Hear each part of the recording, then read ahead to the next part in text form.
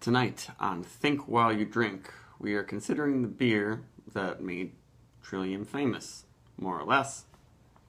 And I've got a fresh growler of it, 64 ounces this time. It's Fort Point Pale Ale. A very, very hoppy and somewhat strong pale ale that lots of people might drink and think this is probably an IPA at first. But because IPAs from Trillium are even more intense, I think that's why they call this one just a pale ale. It's 6.6% alcohol and very simple malt bill, just 2-row, white wheat, C15, and dextrin. And this one features Citra hops, which is why everyone loves it. And with all their other hoppy beers, they bitter it using Columbus hops. And then this is just the regular Fort Point that is single dry hopped with, I believe, just Citra. But on their site, they make it a little bit less clear. Because they say, our signature American Pale Ale balances light, crisp malt character with an abundance of hop-derived aromatics and flavors from the use of Citra and Columbus. Whenever I've talked to them, they say they use Columbus for bittering. I don't know, maybe they do it a little bit later in the boil too, but all I really notice from this beer is the Citra, which they say creates a fragrant nose of fresh citrus, tropical fruit, and peach. Bold flavors of pineapple and mango mixed with dank notes of zesty citrus and fresh pine needles. I don't know if I've noticed fresh pine needles much with this beer. I haven't had just the regular version of Fort Point since the summer, so I thought maybe I might as well get a whole bunch of it. And I just picked this up yesterday from the brewery, and I don't know exactly when they released this batch, but no beer lasts too long at Trillium. I'm sure this is a week old at most. And it is time. Some of their standard beers have been getting a little less hazy lately. But this looks like it's still very, very cloudy. I can smell that, and it's just pretty perfect looking. The head is staying pretty strong, almost pure white, and the smell is just ridiculously juicy with some sort of candy marshmallow. I'm already getting lots of aroma. It's pineapple. It's that ambrosia salad smell that I've mentioned that I think comes mostly from Mosaic and Citra hops. Because this is very different from their double dry hopped scaled IPA, which they use Citra and Eldorado, but with the Citra, like that almost coconutty, tropical, almost banana marshmallow candy smell is just so much stronger. I don't think I noticed it in the other beer. But using just Citra hops, this makes it so intensely juicy.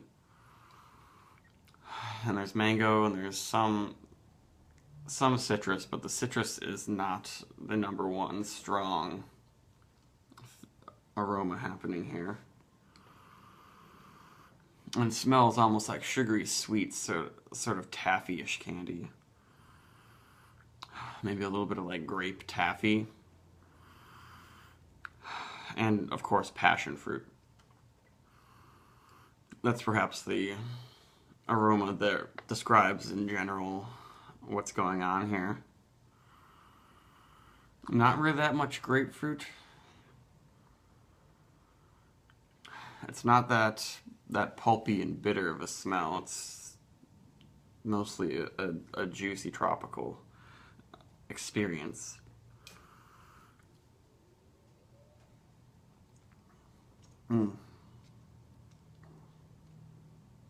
There's just a touch of sweetness in there, but it's even paler than it's showing up on camera. It's very, very pale.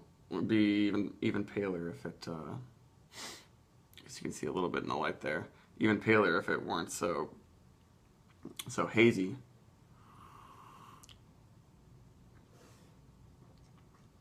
And a very light, dry body. Just a touch of sweetness to help keep it real juicy on the tongue, and it's not too bitter after the first couple sips.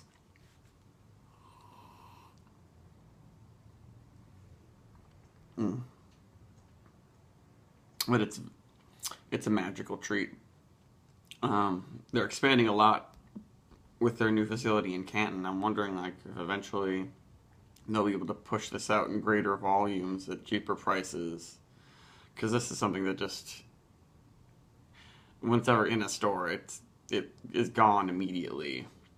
But if a lot of people had easier access to this, I'm sure it would sell amazingly well and get very popular and widely known. I think most people throughout the country just have tried this beer from, like, trading and maybe being able to stop here on a trip or something in Boston.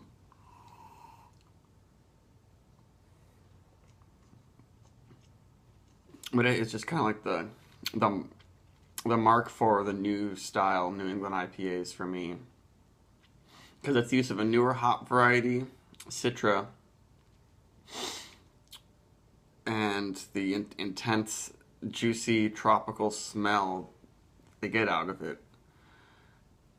Kind of it shows influences from, like, Heady Topper and the like, but those beers were first brewed back when Citra wasn't, I don't think, even on the market yet 10 years ago. I'd have to look into that, but definitely Citra wasn't really used much over 5 years ago at all.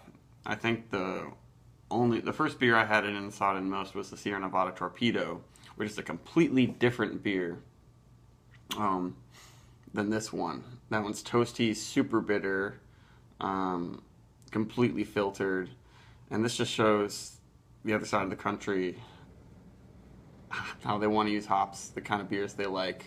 They want this intense aroma and a beer, not worrying about a beer that you're going to be able to ship across the country and it'll sit on shelves for a month or 2 months or 3 months and not really change that much.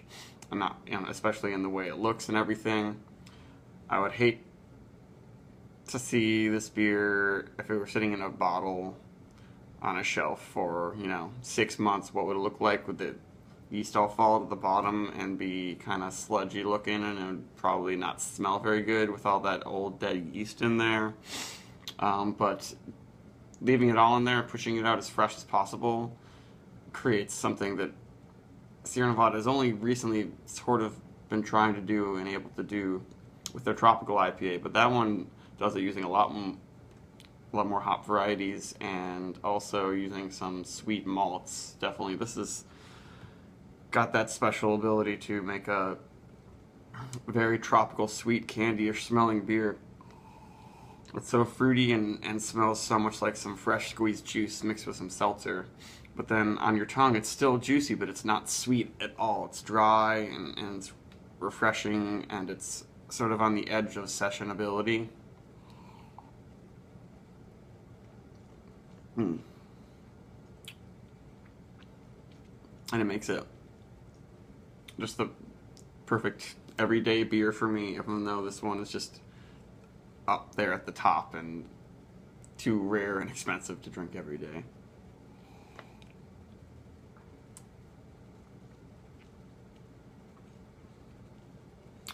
But I feel almost bad that I'm drinking this because it burnt my tongue earlier on some soup, so I'm not getting all the flavor in the middle of my tongue. But it doesn't matter. The tip and the corners, it overwhelms the palate, and especially the smell of this beer. I would almost say, like, don't try to get this beer or any of the Trillium beers if you've got a cold and you can't smell, because the smell is one of the biggest parts, and that's what they do so magically, I think, is their dry hopping methods. Their double dry hop beers are out of this world strong aromas, and the only thing that's close to that I've had of a local super fresh dry hop beer is the Jack's Abbey triple dry hop beers, or they do it another time because they're not getting enough aroma. But even this one, which they only hop one time, it just comes out perfectly. And I guess this is probably brewed in Fort Point, Boston, where they have small enough batches to do this really well. But even their beers coming out of Canton are up there, done very well. But I don't know. I don't think they're brewing some of these ones like this out there yet. They're doing new versions of beers out there, I think.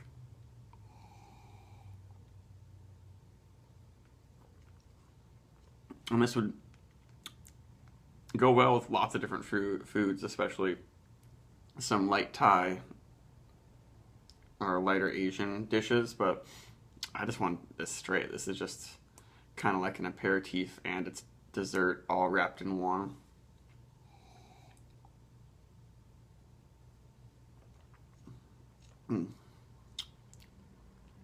Yeah, this is 9 out of 10. Maybe, I don't know, even higher than that.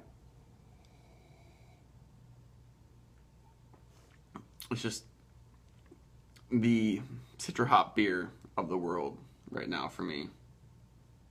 After double dry hop for a point, of course. But this is just what everyone needs to try.